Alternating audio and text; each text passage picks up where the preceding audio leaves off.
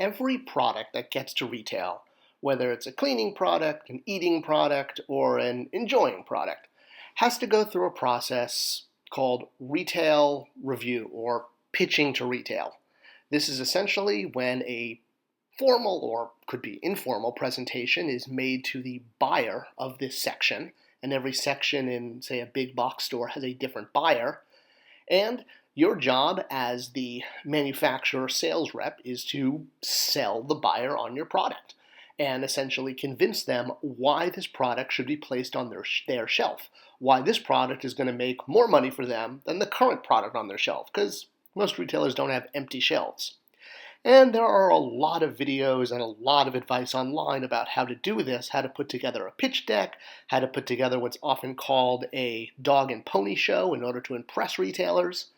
Now, for the most part in the toy industry, this happens at the major internal toy conventions during the year.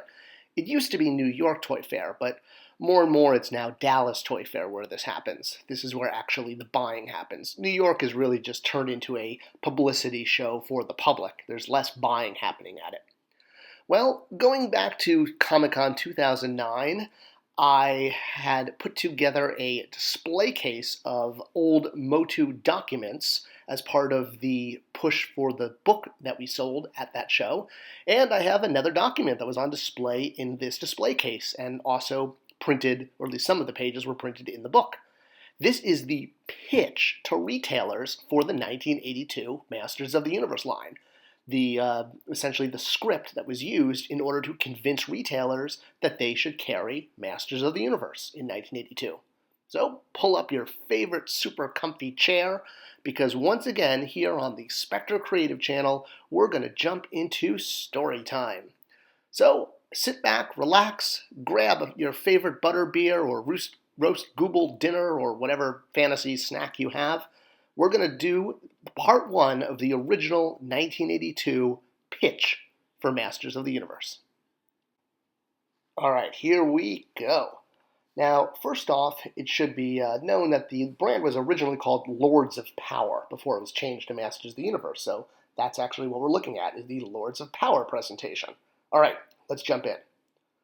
Before we show our new male action figure product for 1982, I'd like to briefly set the stage by describing how and why we created this line. And this is, of course, being read by the Mattel salesperson to retailers. Okay, back to it. There is a basic market demand for male action figure products. It was there before Star Wars, and it's still there. The 1980 current market size of over $200 million in sales at A price is largely dominated by Star Wars, with 2/3 of the share, with other licensed product and non-licensed comprising the remainder on an approximate equal basis. Though the licensed area can generate large sales volumes, entry into this area is a risky proposition dependent on A, the success of the movie, and B, the timing of its release, coupled with product availability. As a result, Mattel established two business objectives and strategies for 1982. We will continue to seek out new licenses. One, but be highly selective. And two, new licenses should reflect the latest and future movie trends.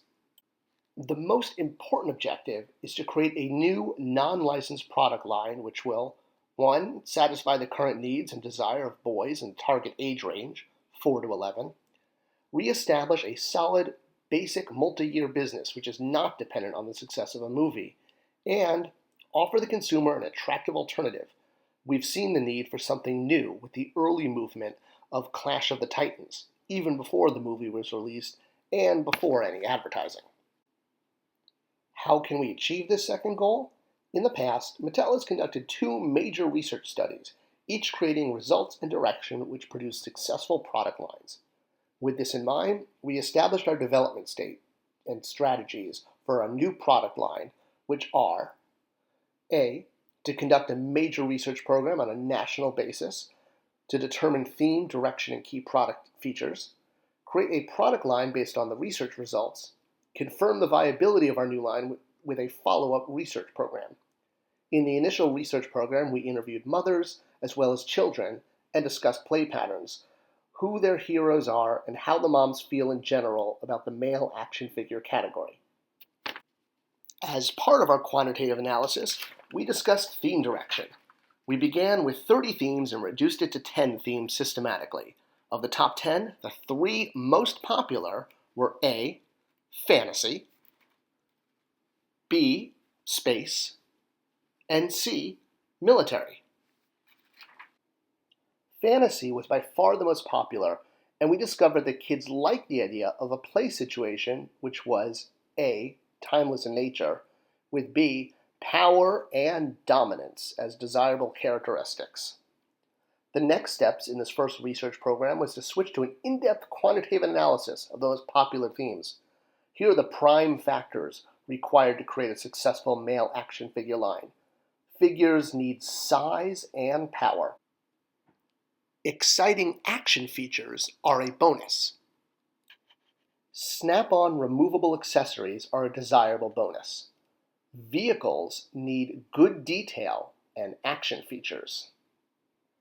Playsets are prime motivators for additional figure sales. Perhaps I can find new ways to motivate them. Based on our initial research results, we developed a product line and put it into a nationwide research test against the entire Star Wars and one other male action figure line.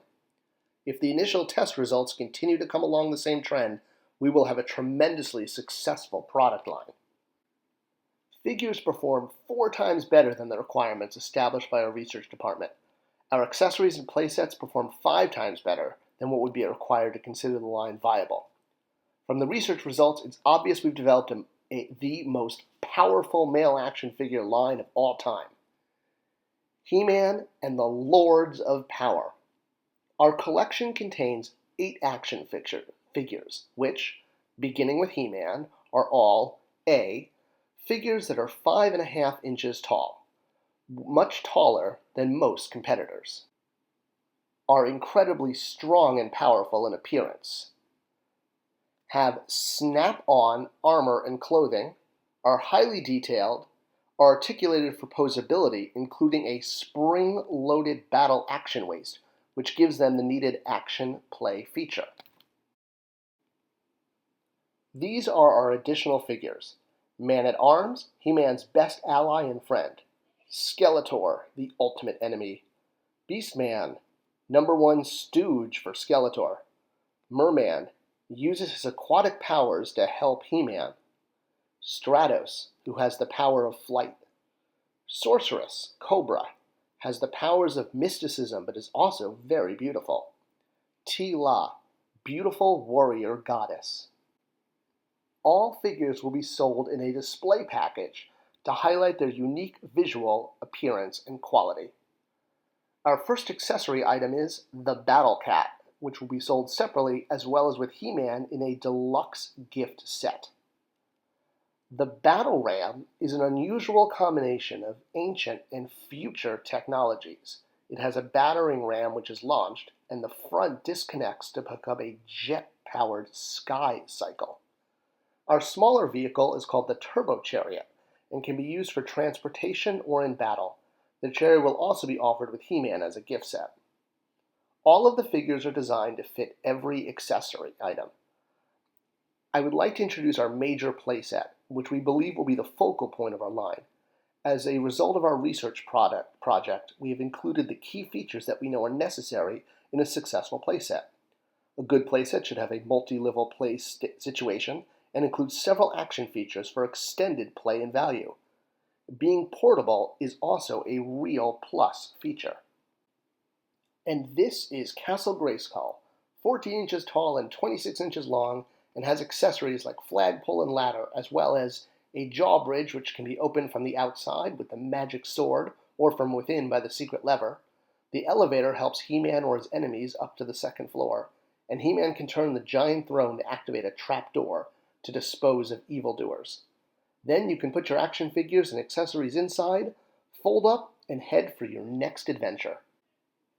Now I'd like to show you our research test tape. Please remember that this is not a commercial and was produced under strict guidelines to avoid unfairly influencing the children being tested.